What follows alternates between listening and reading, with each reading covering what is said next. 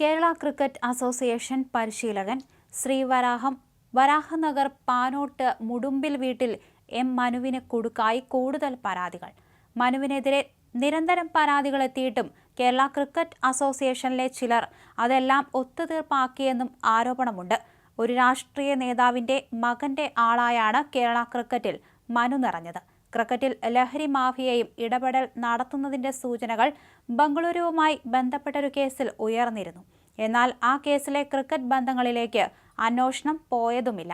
മനുവിനെതിരെ ഇപ്പോഴുള്ള കേസിലും അന്വേഷണം വിശദതലത്തിലെത്താതിരിക്കാനുള്ള നീക്കം അണിയറയിൽ നടക്കുന്നുണ്ട്. അതിനിടെ വനിതാ താരങ്ങളുടെ ക്രിക്കറ്റ് ടൂർണമെന്റ് സംസ്ഥാനത്തുടനീളം നടത്തുന്ന ലോബിയും കേരളത്തിൽ സജീവമാണ്. ഈ ലോബിയുമായും അറസ്റ്റിലായ മനുവിന് ബന്ധമുണ്ടെന്നാണ് സൂചന. കേരളത്തിന്റെ പല സ്ഥലങ്ങളിൽ വനിതകളുടെ ക്രിക്കറ്റ് ടൂർണമെന്റിന്റെ പലപ്പോഴായി സംഘടിപ്പിക്കുന്നതാണ് ഈ ലോബിയുടെ രീതി. ഇങ്ങനെ ടൂർണമെന്റ് വയ്ക്കുന്നതിന് പിന്നിൽ ചില മാഫിയ ഇടപെടലുണ്ടെന്നും ആരോപണമുണ്ട്. രാഷ്ട്രീയ പോലീസ് സ്വാധീനമുള്ള ചിലരെ ഭയന്ന് ക്രിക്കറ്റിലെ ഉന്നതരും വിഷയത്തിൽ മൗനം പാലിക്കുന്നുവെന്നാണ് ആരോപണം. മനുവിനെതിരെ 8ഓളം പെൺകുട്ടികൾ പോലീസിന് പുതിയതായി പരാതി നൽകിയിട്ടുണ്ട്. ഇതോടെ ഈ വിഷയത്തിൽ പോലീസ് അന്വേഷണം ശക്തമാക്കും. എല്ലാ വശങ്ങളിലേക്കും പരിശോധനകൾ കടക്കും. മുഖ്യമന്ത്രിയുടെ ഓഫീസും ഇത്തരത്തിൽ നിർദ്ദേശം പോലീസിന് നൽകിയെന്നാണ് സൂചന. പരിശീലനത്തിനെത്തിയ പെൺകുട്ടിയെ ഉപദ്രവിക്കാൻ ശ്രമിച്ചുവെന്ന കേസിൽ മനു റിമാൻഡിലാണ്. അതിനിടയിലാണ് പുതിയ പരാതികൾ എത്തുന്നത്. ക്രിക്കറ്റ് ക്യാമ്പിലെത്തിയ കുട്ടി നൽകിയ പരാതിയിലാണ് കേസ് രജിസ്റ്റർ ചെയ്തത്.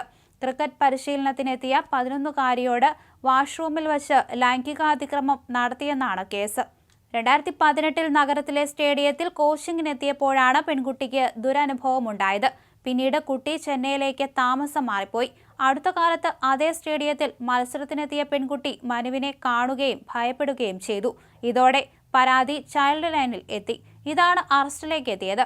ഇയാൾക്കെതിരെ 2022 സമാനമായ രീതിയിൽ കേസുണ്ട്. ഈ കേസാണ് ഉന്നതർ ഇടപെട്ട് ഒതുക്കി തീർത്തത്.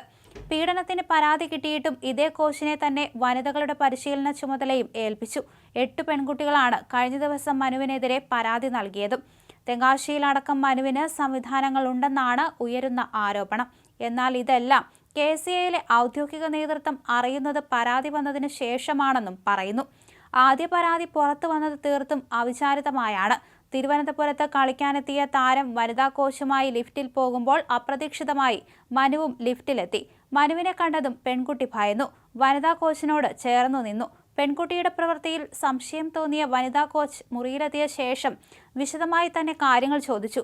അപ്പോഴാണ് ആ പെൺകുട്ടി നടന്നത് പറഞ്ഞത്. ആ ടീമിലുണ്ടായിരുന്ന മറ്റു പലരും ഇതിനോട് യോജിച്ചു.